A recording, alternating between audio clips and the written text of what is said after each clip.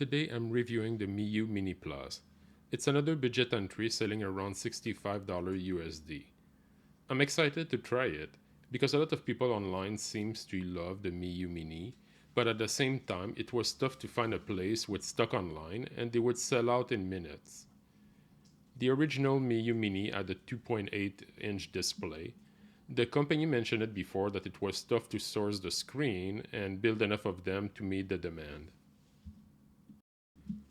For the Miyoo Mini Plus, they went with a 3.5-inch display and 4x3. It's also a lot easier to find at retailers.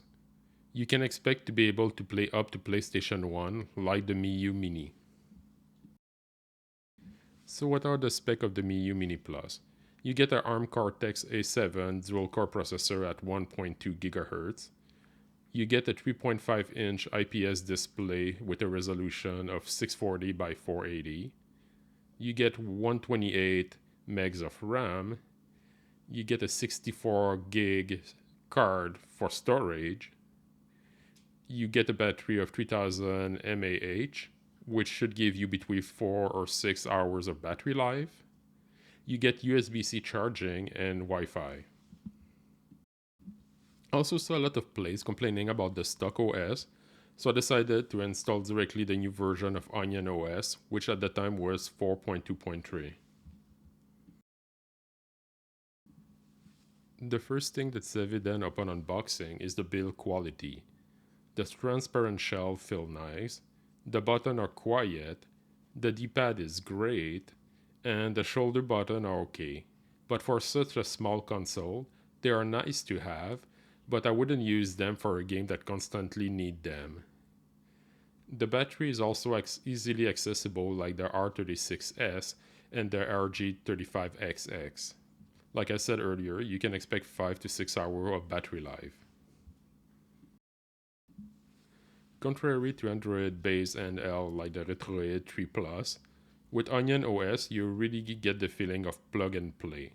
You just choose a game, start it and play it. The OS also seemed to keep by default where you were in your game automatically, so you can switch between games easily even if you didn't save. The OS really feels polished and is super user-friendly. The console can get uncomfortable after a little while of playing. The screen seems better on the RG35XX and the R36S, but it's only because I had the other two with me that I could compare that.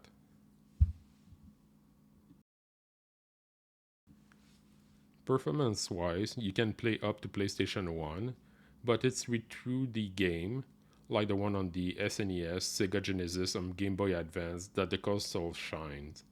It really excels with Game Boy Advance game.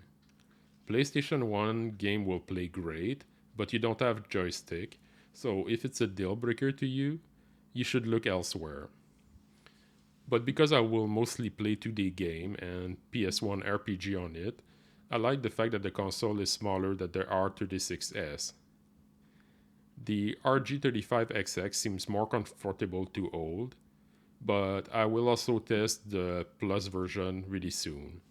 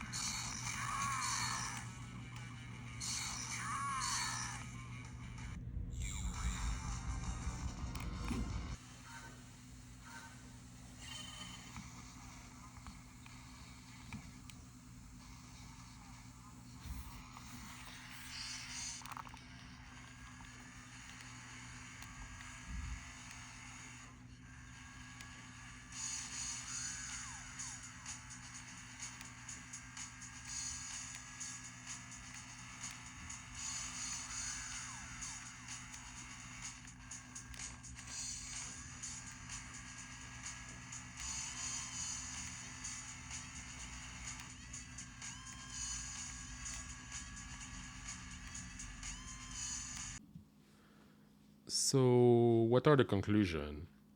Is the Miyoo Mini Plus worth it? I would say yes, for the price tag of $60 USD. It doesn't seem to have the same charm and appeal of his smaller brother, but it's way easier to find in store without a markup for the price. The build quality is great, Onion OS is excellent, and the performance for the game up to PS1 seems flawless. Of the three budget one I tested, it's probably my favorite. But I'm also curious for the same price if the RG35XX Plus will take the first place, even if the build quality is not the same. If it's like the RG35XX, because it's a little bigger to hold, you will have enough performance to should be able to play PSP and Dreamcast game. You have Wi-Fi and Bluetooth, and the price range was around $65 USD. So thanks for watching and stay tuned for the next review.